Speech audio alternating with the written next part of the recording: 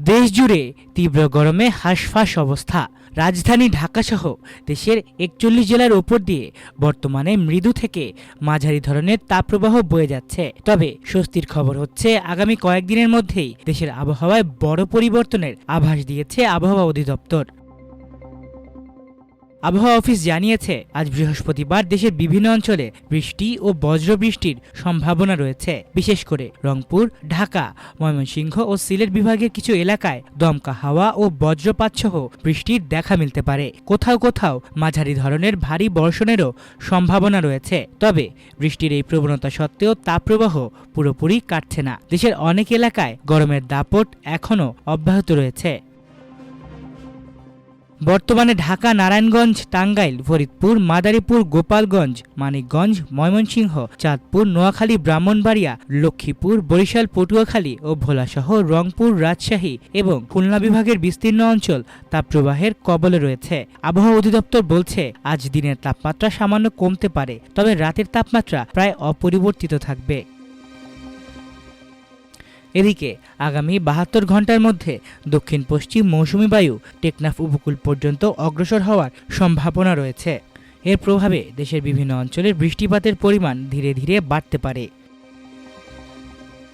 আবহাওয়াবিদদের পূর্বাভাস অনুযায়ী আগামীকাল শুক্রবার থেকে বৃষ্টির পরিমাণ উল্লেখযোগ্যভাবে বৃদ্ধি পেতে পারে। রংপুর, ময়মনসিংহ, ঢাকা, খুলনা, বরিশাল, চট্টগ্রাম ও সিলেট বিভাগের অনেক স্থানে এবং রাজশাহী বিভাগের কিছু কিছু এলাকায় বজ্রসহ বৃষ্টির সম্ভাবনা রয়েছে।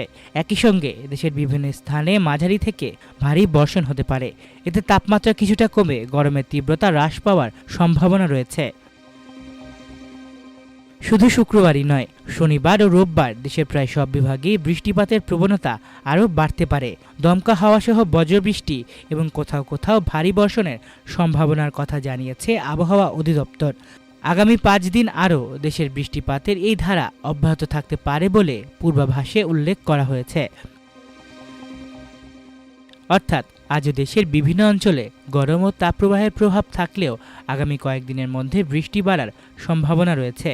তাই যারা প্রচণ্ড গরমে অতিষ্ঠ হয়ে আছেন, তাদের জন্য অপেক্ষা করছে কিছুটা স্বস্তির বার্তা।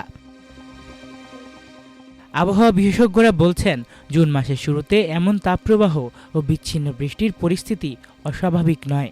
তবে মৌসুমী বায়ু ধীরে ধীরে দেশের দিকে অগ্রসর হওয়ায় আগামী কয়েকদিনের মধ্যে আবহাওয়ার চরিত্রে পরিবর্তন আসতে পারে। বিশেষ করে বিকেল ও সন্ধ্যার দিকে বজ্রসহ বৃষ্টির প্রবণতা বাড়তে পারে। ফলে দিনের বেলায় গরম অনুভূত হলেও বৃষ্টির কারণে কিছুটা স্বস্তি মিলতে পারে। তবে বজ্রপাত, দমকা হাওয়া ও আকস্মিক ভারী বর্ষণের ঝুঁকি থাকায় সবাইকে প্রয়োজনীয় সতর্কতা অবলম্বনের পরামর্শ দেওয়া হচ্ছে। মাল্টিমিডিয়া ডেস্ক, আমার দেশ।